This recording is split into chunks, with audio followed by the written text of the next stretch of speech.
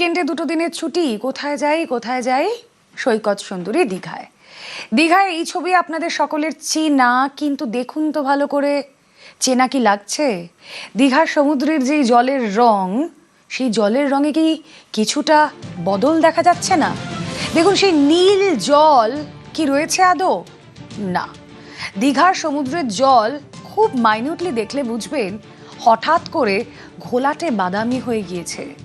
চেনা নীল ধূসর রং ভ্যানিশ।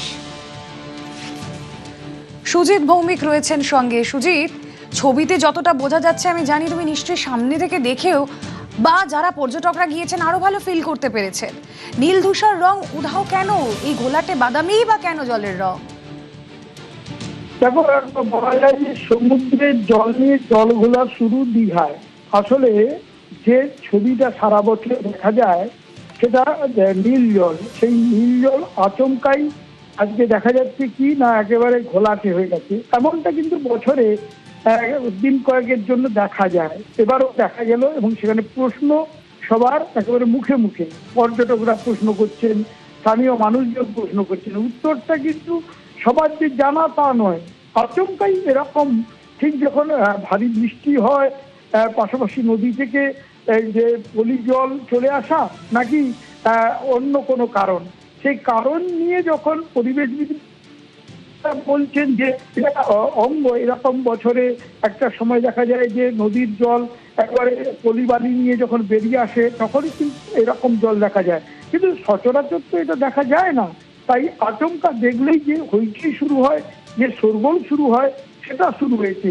এবং খোঁজার চেষ্টা হচ্ছে যে কারণটা কি, সেই কারণ খোঁজার চেষ্টা হোক। কিন্তু এখন যেটা দেখছি আমরা, ওল্ড দীঘা থেকে নিউ দীঘা কিংবা উদয়পুর সি বিচ থেকে শঙ্করপুর, সর্বত্রই এই ছবি।